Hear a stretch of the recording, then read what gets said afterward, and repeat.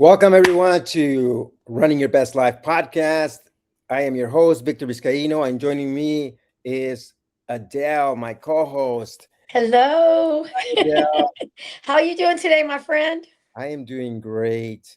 I'm And excited I'm about that. excited about our podcast today because we're going to be covering a little bit more of our cadence counting, getting our cadence at a good number to be more Perfect. efficient. So if you are trying to improve your running, just get more efficient, or maybe you're already fast running, but you need those few more minutes to qualify for Boston, for example.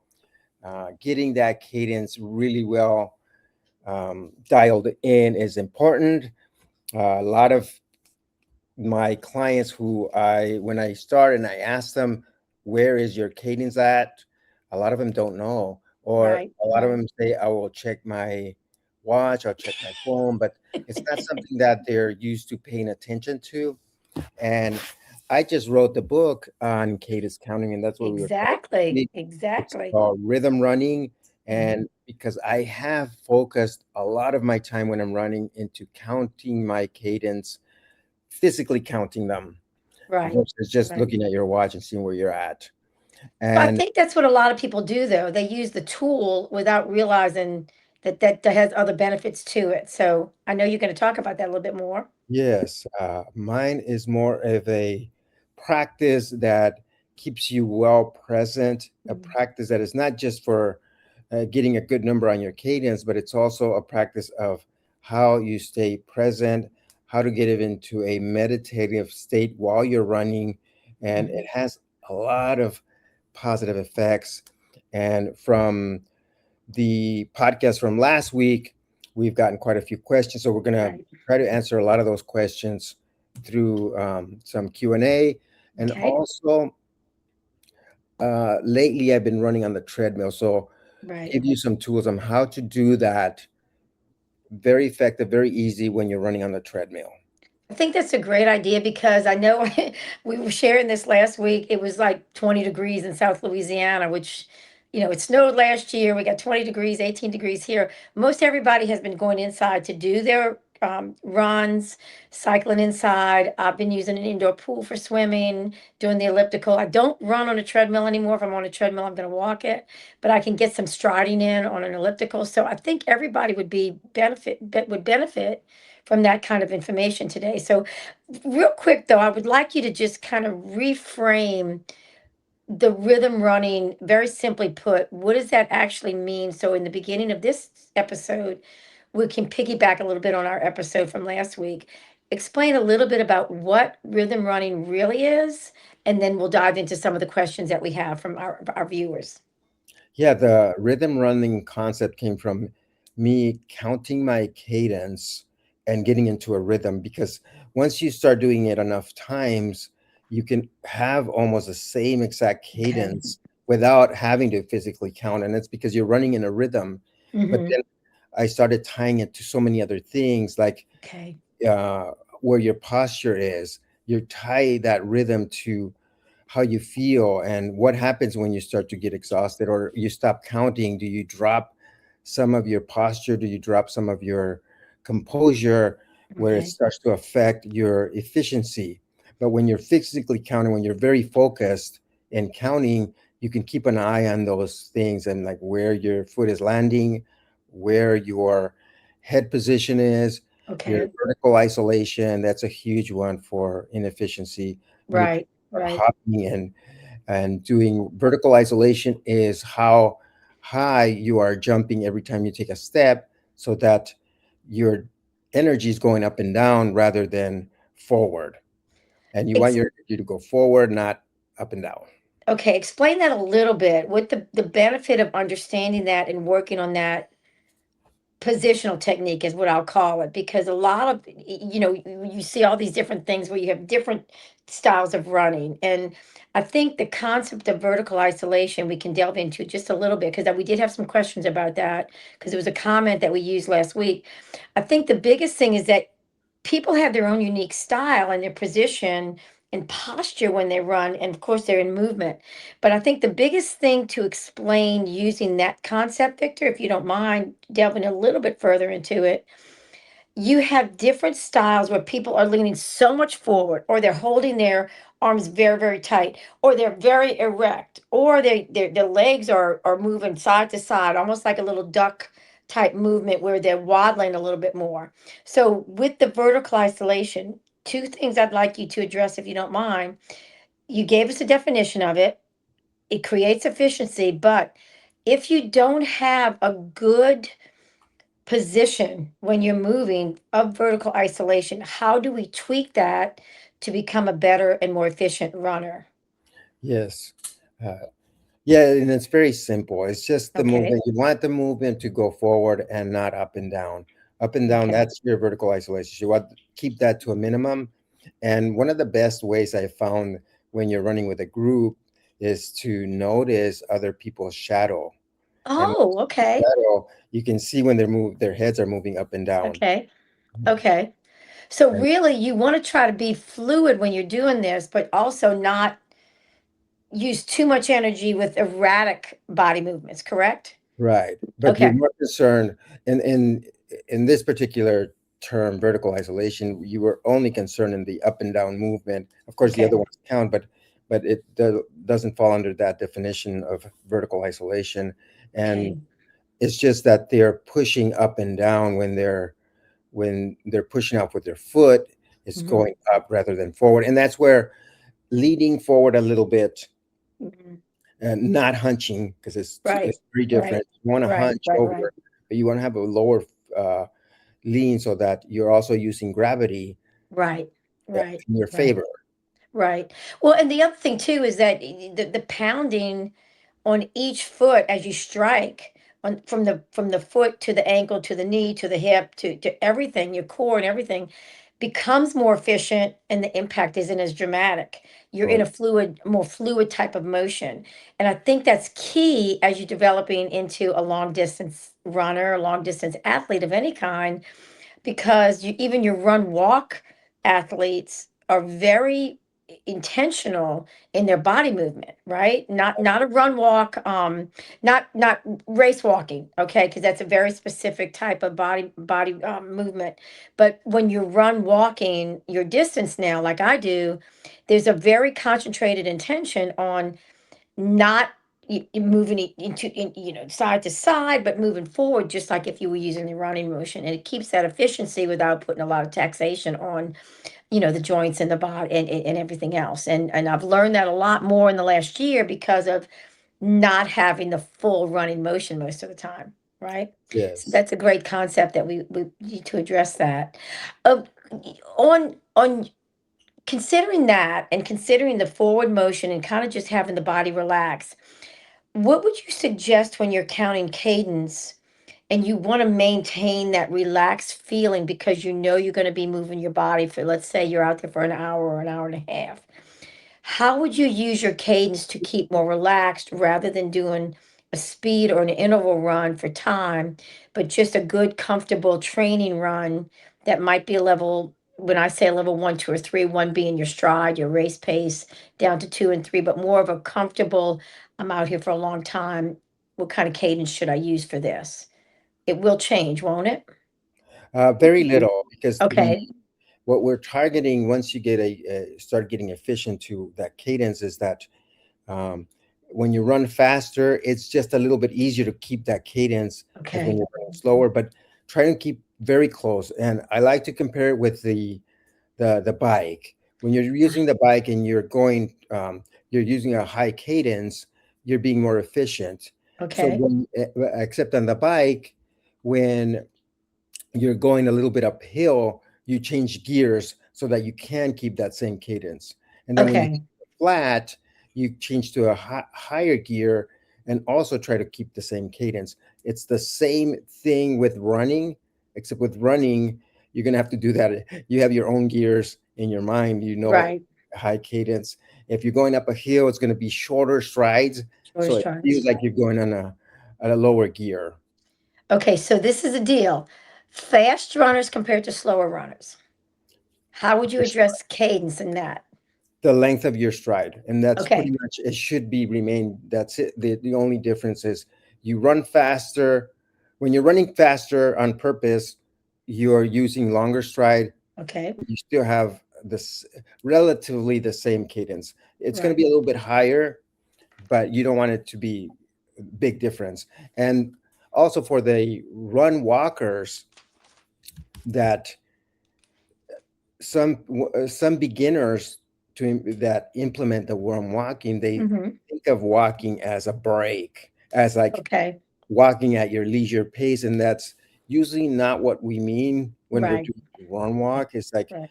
when you're gonna walk, you're still gonna do some speed walking Right. because Right. you're still trying to achieve a goal, Right. and Well, especially and if your heart rate's involved with that too, as well, right? yeah, your heart rate is a better heart rate if you're increasing. If you're trying to lose weight, for example, or something like Hmm. that, you're going to be more Hmm. efficient at that at a little bit Okay. higher than a leisurely walk. It Okay. does depend on your goal, but for most people who are trying to improve their running, is because they're might be in a race where there's a cutoff time, for example, Ah, right. or they're Right. still trying to do their best time. Most people I talk to, they say, "Well, I'd like to be under 5 hours, or I like to be Right. in, Right. you still want to be out there not that long. And the way to do that when you're going to incorporate the walk run method is to speed walk when you're doing the walk. And Right. and Right. that's the other myth, is that there when I started incorporating the run walk method, it was because I read in runners not runners magazine, but I think it was a book on Run, Runner's World. Runner's World. Right. Right. Right. Yes. Right. Where somebody was doing a sub 3 hour marathon with the run walk method. I'm like, Right. oh gosh, I didn't know that. I didn't know that runners, and it wasn't like a professional runner or Right. anything. Like, Right. yeah, he's doing a sub 3 hour marathon incorporating the run walk method. Then I'm gonna try that. And and the walks are very, very short. So when I did that, I did a few marathons where I would run for a whole mile and I would walk for 10 seconds Okay. at That's each mile. very brief walking. Very brief. Very brief walking, but if you train that way, then the body learns to recover in those 10 Hmm. minutes and then can accelerate to a higher speed and Okay. then take that break, recover. And what ends up happening by the time you do a full marathon, by the time you get mile 26, you've conserved quite a bit of energy because you've been recovering, Right. and it's less stress on the muscles because you're giving them that recovery time at each mile. Right. Um, Right. A lot of people will use the water stations to do their little um slower the recovery. Let's just say it's a recovery 10 to 15, 20 seconds. And I think that's a key point to make as well, because if you're watching and your cadence, if you're watching your breathing, like we're suggesting in our information today, that water station, they're usually every 2 miles. I know in a lot of the 10Ks, they're every 2 miles, and a lot of the half marathons and marathons are every 2 miles. And that's intentional by the race directors, because at that point in time, if they have anybody struggling, it's not that much distance to get to them, right? But also to have nutrition and, sometimes portalets there, but definitely the water, whatever else they provide, like a Gatorade or electrolyte supplement, whatever it is that that race provides. That's usually a good time in between, especially on warm days or poor weather days, to get to runners and have runners get to their hydration. But what I find is that a lot of people will run to those points. So if you're looking at a mile, okay, then you're going to clock maybe another half mile. You're going to start to see that the water station is going to be coming up. A lot of people will speed up their cadence and speed up their strides to have that little bit of slower time, a little bit of cool down time, a little bit of recovery time, and then pick back up to get to their whatever their race pace is for the day. So it's the same concept as you using that mile, but that 10-second rest period when you were using it, I know it worked for you, but do you think that that would be an appropriate recovery time frame? Or would you suggest more of a 20-second to 30-second speed walk between running after running a mile? Because I consider running a mile a longer distance, um, where you might need a little bit more recovery time. What would you think yeah. about that? There's such a huge range, Okay. and you Okay. have the oh, I forgot the concept, but but yeah, everybody's different. Everybody has different capacities. So some people use even the 30 seconds, Okay, 30 okay. seconds. There's just so Yeah, many variations, and right, depending on where you're at in your capacity of running is what you're going to incorporate. Um, right. usually start beginners who from couch to their first 5K are going to be like 2 minutes on, one Okay, minute walk. okay. And And see, I consider variation. that, yeah, I consider that minute walk long. Yeah, Even after 2 minutes, of course, that's from an experienced person compared to a beginner person who is really just learning how to be out in their body upright and moving for that length of time. yeah, So, quick question on that, and I'll tell you what I'm using, and I'm not sure how you've incorporated run walk with, say, Crystal, for example, because she's kind of our star athlete right now. We're using her for a lot of examples, actually, not only her history, but what she's trying to accomplish and how well she's focusing on her journey to get there. The biggest thing for somebody like Crystal or myself, I'm learning that everyone has their unique time frame of run walking that works efficiently, but also doesn't make it that easy. You understand what I'm saying? yeah, It's not an easy pattern by any means because you still want the challenge and you still want to look at those time frames per mile to get to the finish line. So what I used most recently was that minute run 30-second walk, and then the better I felt in the last 2 miles, I ran longer. And I think that's a point to make with the cadence running because I did not use cadence. I have tried it in the last 2 weeks on my elliptical runs or the run walk method that I used. Um, and I really find that it's helping me improve even more, right? yeah. And I think as people have gotten to know you and I, we're at different stages in our running lives. And I'm more of I'm past all the competitive stuff. I'm past all the speed work, but I'm still doing speed work. I'm still doing intervals. And for example, in what I'm done doing now to prepare for the 10K, I was always running half marathons and marathons prior to this point in time, and then using the 10K almost as just a fun race. But now I'm competitive for what I'm trying to do myself now. So what I did with the cadence this morning, and remember I was on the elliptical because of the weather, I wanted to get at least 5 miles in. So I did the 3 miles at what I consider my pace, started pushing at 4 and 5, and started counting the cadence more intentionally. And on the elliptical, it wasn't so much a strike as it was the glide down, right? That's what I kept counting. And when I used the visualization as I wanted to visualize that last mile to my finish line, I'm like, okay, I kept increasing my cadence, my left foot, my left foot, my left foot. And I was like so excited because I'm like, Mhm. because what I had done from the first mile marker, let's say the time for that first mile on the elliptical, mile 1, 2, and 3, and then I kept decreasing, decreasing, decreasing the time per mile. And it was almost a 3-minute decrease for the fifth mile. And that was intentional, right? That was intentional. But I'm experienced at this. So what would you suggest? And I know this was a question, it's one of the questions that we had pop up recently, using someone just learning the cadence and being a little bored with counting. What would you say about using music? We had that question a couple of times. What would you say about using and not so much this hardcore whoa, but something that's a pattern that has a pattern and a Yeah, rhythm to well, it. I think that's with almost every song out there has a certain rhythm, Hmm. certain beat. But now there's AI or easy to identify what kind of beat that has. Okay. And if you can get one where you can start to run at a certain rhythm, you may be able to experiment and say, okay, if I run at the beat of the song, what kind of cadence does it come up? Mhm. And then you just go ahead and run with that rhythm. And you're going to be able to identify the songs that have kind of Right. the same kind of beat and be able to do that. And that's Okay. another way of incorporating that rhythm running and have the same effect.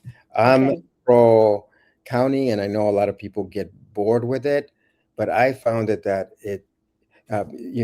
answer to your first question was how do you relax? And Hmm. I find it that as soon as I start counting now, I automatically because I use it to go to sleep. I know that Right. people count cheeps, people count different things to relax or deep breathing. It has, and everything is tied together because Right. your breathing has a rhythm. Right. And Right. and something happens when I start counting my steps, everything relaxes now, Hmm. and I can hold that pace. For example, just yesterday, we went to the gym, got on the treadmill, and I had a far leg Okay. run. It was more of a far leg because I would do 1 mile Okay. at a certain speed, and then I would do the other mile at a faster. And the Okay. first thing that pops into your mind when you start to really challenging mile that you're going to run Right. faster, the first thing Right. is I don't know if I'm going to be able to hold this pace. Right. It Right. just seems so hard and so long. But as soon as I start counting my cadence, then um, Right. I don't worry about running the whole mile like that. Like I'm gonna count to my 90, for example, because that's for 1 minute, Right. and all of a sudden the brain just thinks that yeah, counting to 90, and it becomes automatic relaxation. Okay. And okay, now another. Oh, I just have to do this another 4 times or whatever it is that, and it seems like everything functions in a more efficient way, and Okay. that's how I get through a race. Okay. The last race we were talked about was kind of the same thing. It's like, oh, how efficient can I get at counting my cadence? Because it was a half marathon that had 4 loops. Okay. Right. Right. And Right. can I keep that up through this whole loop? It's like just counting to this certain amount for every minute. And then, oh, and then I know what time I did the whole loop. Can I do it again on the next loop and be Right. the same? And it was pretty accurate on most of my Good. loops Good. were probably right around the same time with the same cadence. And it made it easier to push a little bit harder when I need to push a little harder. I think that's a wonderful analogy, right? Because when you're on a point to point, you can be distracted or just pick things along the route. But when you're on a loop, you know what you're doing each time. So that was an easy way to kind of monitor where you were on loop one. Then here I am on loop two, three, and four. And if you wanted to change anything, you kind of had an idea position wise on that loop where you might want to change it. So that's the benefit of being on a loop course. On the as you mentioned, using that, what would be some tools like tools like the GPS or a certain watch that would help someone learn to develop their own cadence? How to use some of the tools that we have available to us? Do you have any suggestions on that? That was one of our big questions. Yes. The first one is to me is the treadmill because it's Okay. the easiest way because you got the clock right in front of you. Okay. Okay. The next tool would be it could be a metronome or your music, something that Okay. has a beat and is taking tick tock, tick tock for your Right. Right. steps. That's a really good one. Okay. Mm. And then the rest is just getting used to that, just Okay. experimenting yourself on how do you get that cadence because once you start realizing all the benefits, Mm-hmm. it gets addictive because it's a good feel good. Yes. Uh, and there's so many ways you start to notice the huge difference and you start playing with different things that make the time and the energy much easier. For Right. example, Right. I'll switch from counting with my left foot to counting with my right foot. I Okay. switched from counting in English, and then I'll count in Spanish. Oh, cool. And it's just to keep that for how major also how well focused am I staying, Right. Right. because that's Okay. going to play a difference uh, when you're experiencing fatigue, your level of focus starts to drop, Right. and so Right. you start Right. to play with that level of focus, and that way you can keep that posture, you can keep those things that tend to deteriorate as we fatigue. I think Mm, that's a great concept right there too, because that is one of the benefits of cadence counting and using the rhythm method, because all of a sudden you can free that mental fatigue as well. And if you have something to focus on the focus again reignites, your mental energy reignites, your body starts to reignite again. You go through that little lull, and then all of a sudden you have it back. We addressed that a little bit last week, but I love the way you just described it. I really, really do. I think one of the biggest things too is we had a question about what do you hope readers take away, one of the more important concepts from what you offer to them in your book, Rhythm Running. I think if there's something to take away is that it's more than just getting to a number on Hmm. the cadence and being more efficient. It's a more almost a, a spiritual experience when you Okay. start to do that. Okay. Everything and I think all of the happy chemicals kick in much Yeah. easier, Yeah. and that Yeah. runner's high becomes a really, really euphoric feeling, and you enjoy your runs much more. And You even when know, you decide one day where like I'm not going to count my cadence, uh, your body's already used to a certain rhythm. right. You're going to get in Right. that state really quick. I like to take my problems on a run and Hmm. and come up with solutions, because that's when I get into that state and it's like, oh, and ideas just start flowing into my brain. Very creative. I mean, the brain is like wide open to just be, let's Absolutely. just use all our power. Let's use all our power. So I feel exactly the same way as you do. And I think because of our experience and what we've challenged ourselves with, I always have this little quote that, it's a runner's quote. Like I have millions of them, like we both do. But my journey is my own. It's no one else's. It's my unique journey.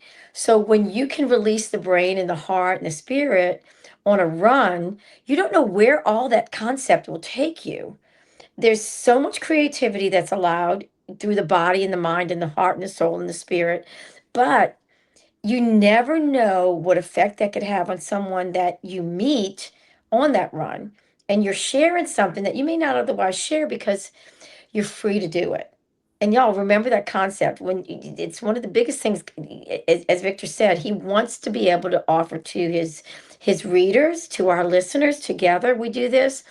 It's not just about the physical part of running, y'all. It's about the lifestyle adaptations that we all experience that encourage and improve and just open up all of the opportunities that we have: mind, body, soul, spirit, relationships, connections, everything that you can do.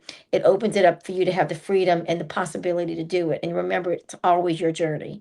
Make it as wonderful as you want to make it. So I have another concept, and this is a big question that we had from experienced runners and experienced athlete, not just runners, but the oxygen, maximum oxygen capacity. And I think it's something that you and I have always been attentive to, the VO2, how it's measured. How can us, when we use a cadence and a rhythm type of pattern, how can we also use our maximum oxygen capacities? How can we develop those to coincide with the rhythm and the cadence that we find that works best for us? Hmm. So the VO2 max starts to increase as you get more in shape, as you get more Okay. conditioned Right. to pushing a little harder. And Mhm. the way to push harder is to count the cadence. So if you're going on the track to do speed work, that's where you're going to to get a higher VO2 max gradually Okay. as Okay. you keep running. Okay. And the way you can do that, the tool that you can use is to count that cadence so Okay. that you can push, be more efficient, push that pace. I like to know exactly how many steps I'm going to take for that quarter mile or that whatever I'm doing, or Okay. 800s. And then it's okay. My brain knows that I only have to take so many more steps, Okay. and I do push a little harder, and just to not over push it, but whatever our coach is there, say, hey, why don't you try to maintain a certain speed for Okay. all whatever you're doing for a repeat. It's Okay. the things we try to do more so that, or you do.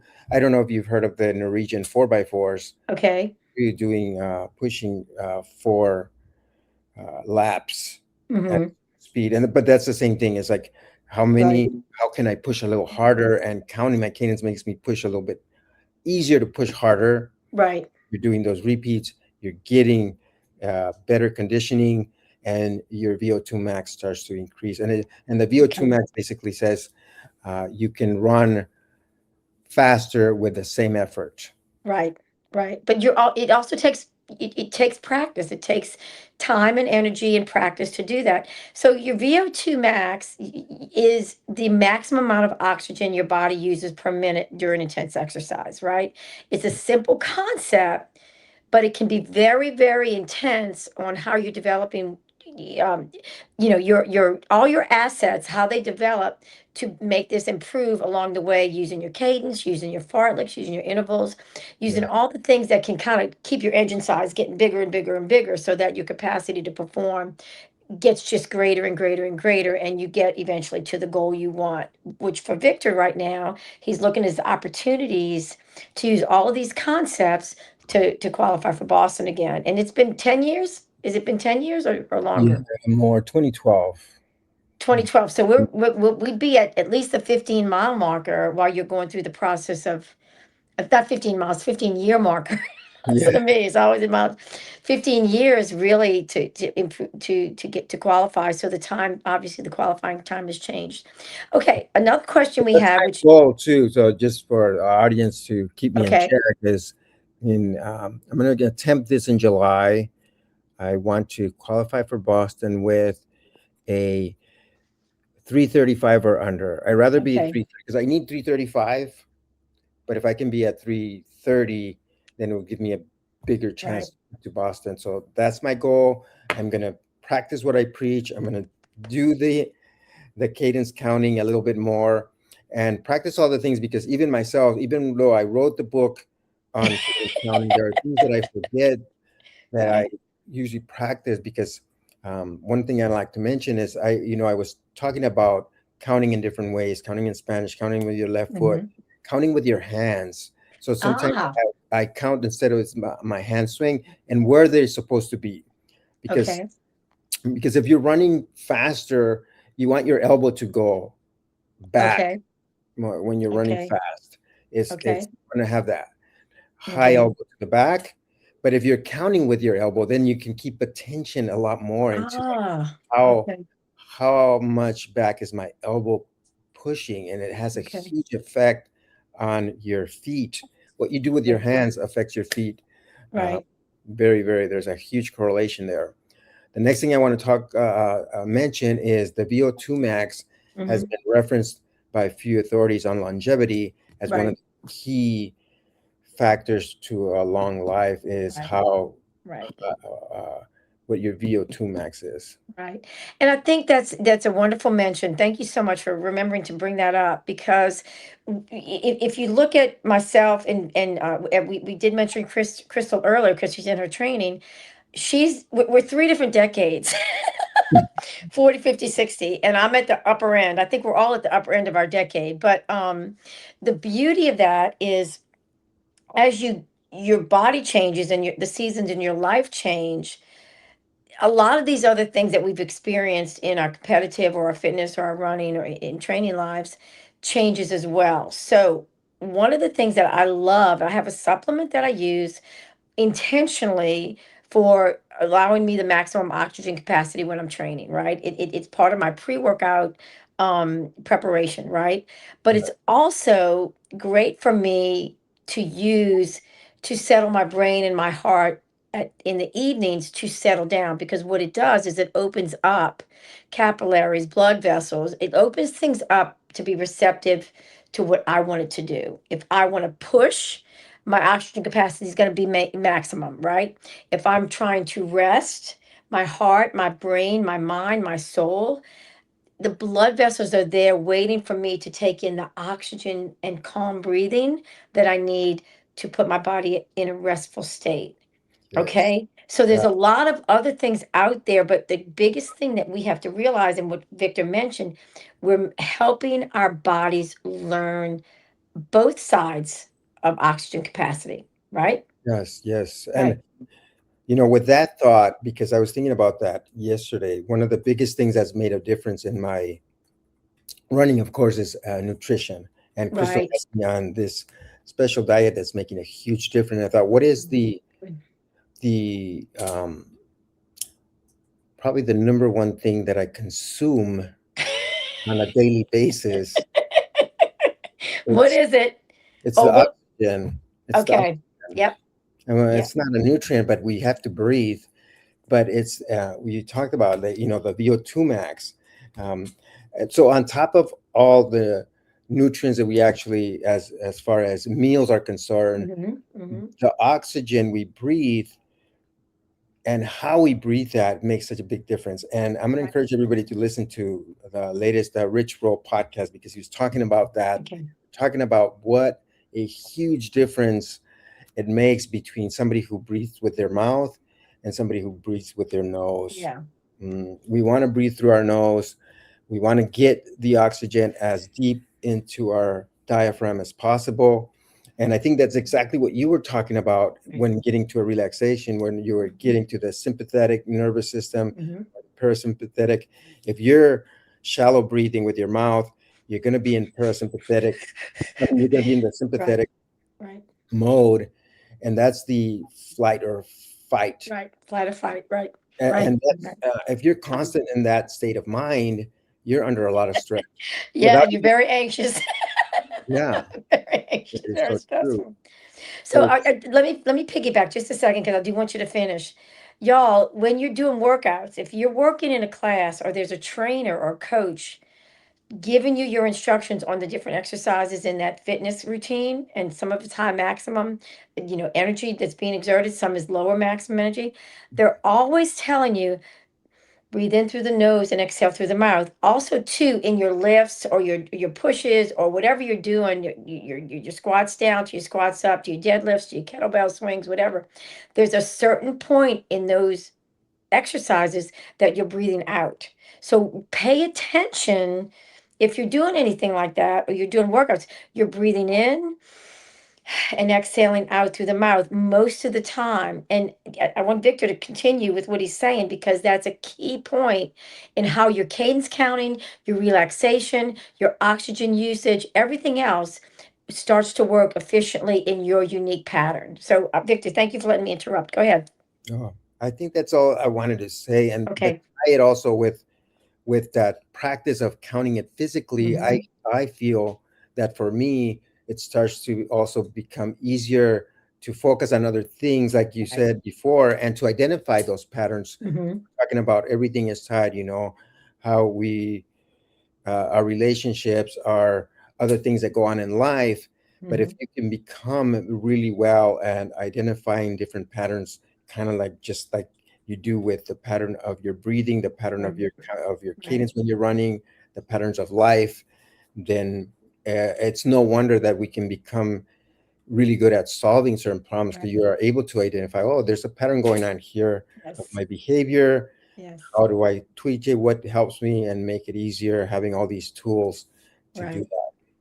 I think if you look at where we were maybe a year to a year and a half ago when we started to really develop our technique in speaking with our listeners, we were talking about different things in a different way. Our research was building, our experiences were being shared.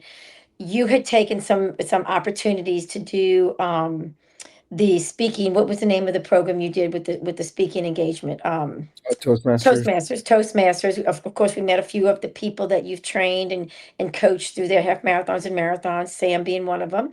And I think the style that we develop, a lot of things we do, y'all, that's just an example I'm using. Victor allowed himself the opportunity to learn how to really present himself well, speaking one-on-one, speaking in a group, speaking to clients, working with coaching clients, working with runners, being out in a lake taking swimmers and teaching them how to really get through an open water swim. If you don't allow yourself the opportunity to learn, you're not going to become the best version of what it is you're trying to become, right? Yes. Yeah. And all of the things that we're offering you, as Victor just mentioned, it's all about your life. It's all about the different components in your life and the lifestyle you choose to live.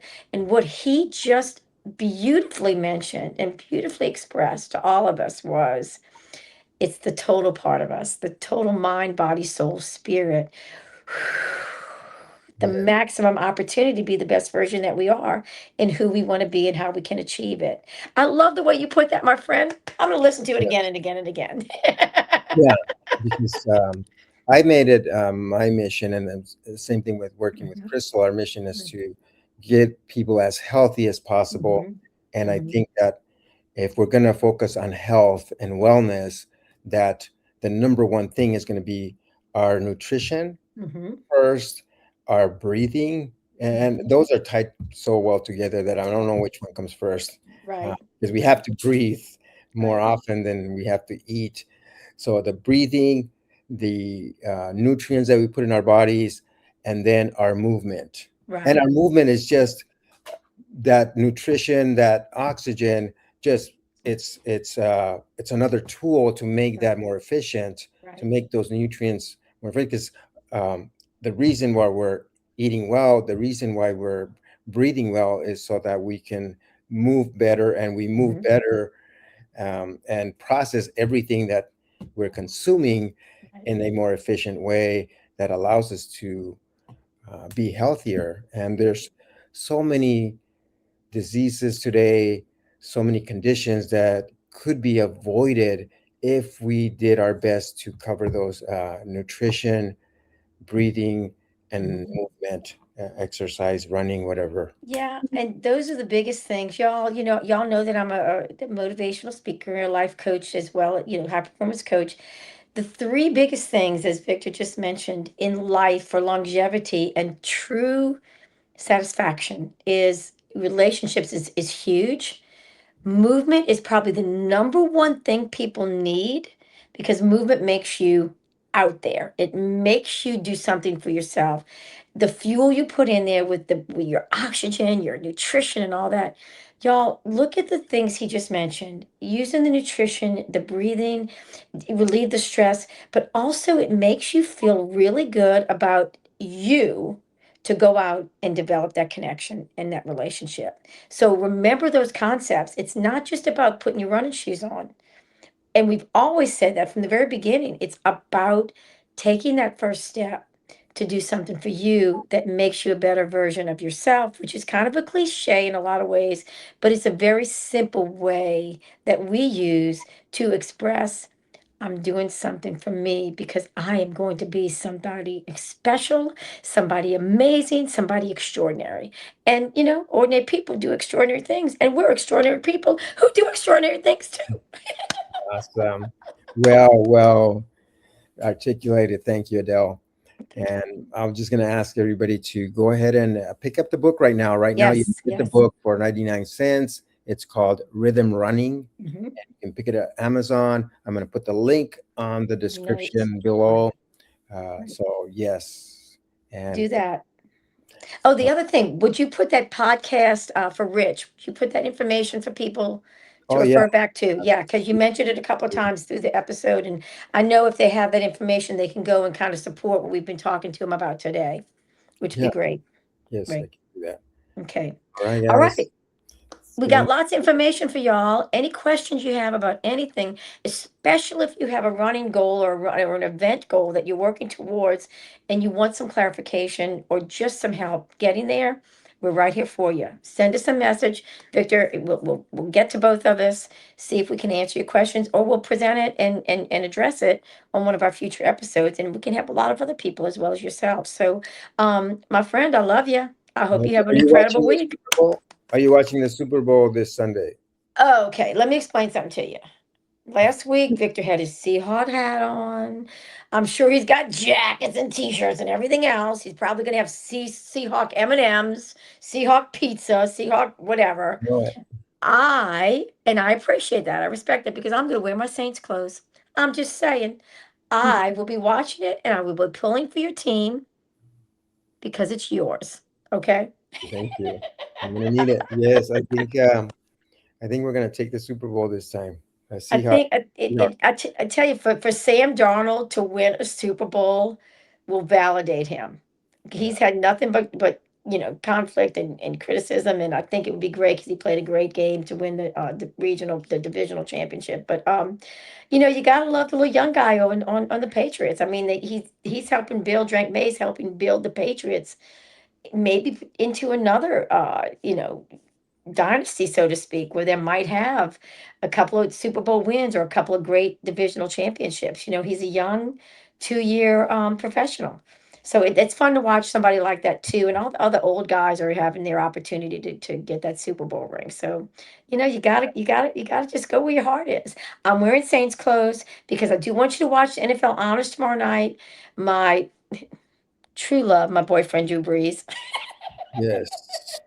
He's up for his first ballot Hall of Fame inductee. We want to see if that happens. And then we do have some of our other Saints who are up for some of the other opportunities to win something Rookie of the Year for our new quarterback, Tyler Shock, a couple of our defensive guys long term. And then I always really get a thrill out of the different honorees who are their team Walter Payton nominees because these people have done incredible things. So y'all watch the honors and see if any of your special athletes are mentioned. And if not tomorrow night, definitely cheer for Victor and the Seahawks in the Super Bowl. And if not, just enjoy watching the commercials. I didn't know you're so informed on the football, man. Next time we'll do our podcast on the football itself. Oh, I'm telling you, don't even try to put one over on me on LSU, Oh, Saints, or my Pelicans. You're not going to win that one. hey. Well, all I'm going to ask is that you eat healthy on Super Bowl. I know that it's very tempting to Mm. overdrink and Oh, have yeah. all kinds of junk food. Right, So right, um, watch that. It's no excuse to break out of your diet. You can right. enjoy the football players. The football players become great because they watch their things. They don't consume what they advertise. All right. Okay with that. Have fun, everybody. Enjoy your weekend. Enjoy it. We'll talk to y'all next week. Have a wonderful, wonderful few days. And Victor, I'll be thinking of you. And tell Crystal I'll be following up on her with the things that she's presenting and also her journey if y'all offer any more training tips that she's been going through. Okay. I love Absolutely. y'all.